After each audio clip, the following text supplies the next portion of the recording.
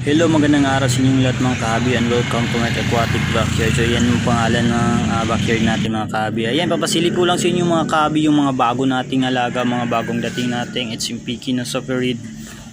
Ayan, sa 9 pieces yung male natin ito. So ito yung female natin mga kahabi, medyo namutla po siya, stress siya sa biyahe. So ito naman yung mga male natin.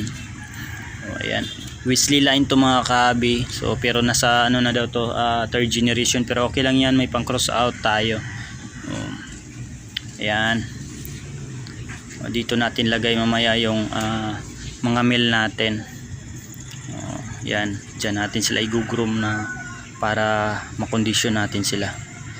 Tsaka dito naman natin ilalagay yung mga female natin. So ayan, buti na lang nakapagka tayo ng empty bottle ng mineral water dyan.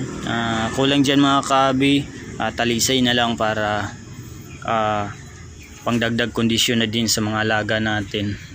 Yan. So, kailangan mag-molt sila para pwede na natin i-release. Ayan. Yan, palitaw muna natin dyan mga kahabi para hindi sila mag water shock. So sa mga newbies natin, ayan,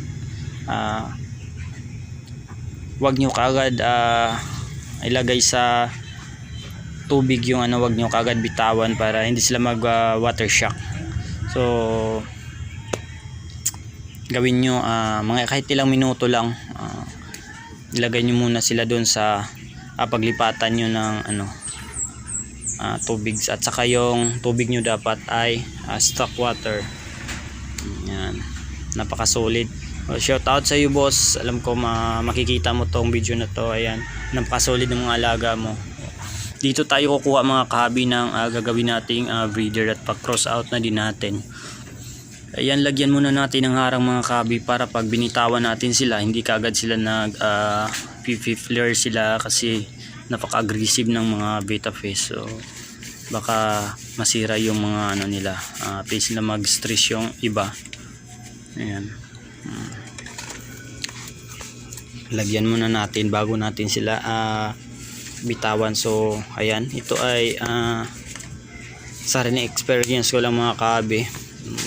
Yan, nasa inyo na yan mga kahabi ko bibitawan, pero para sa akin yan, nilalagay ko muna sila ng ilang minuto bago ko sila bibitawan.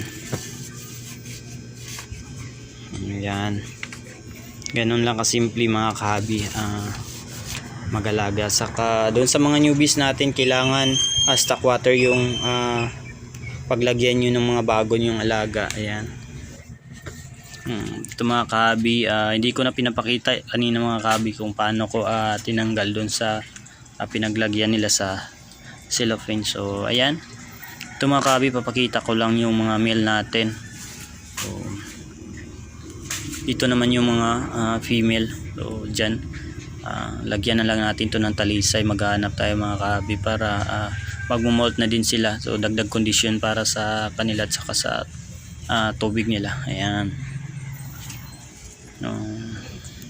Ayan, ito yung mga male natin mga kahabi. Yan, tanggalin lang natin para makita nyo yung kung paano sila mag flare. So ayan, so sa pag flare naman mga kahabi, wag masyadong matagal para hindi sila nai-stress.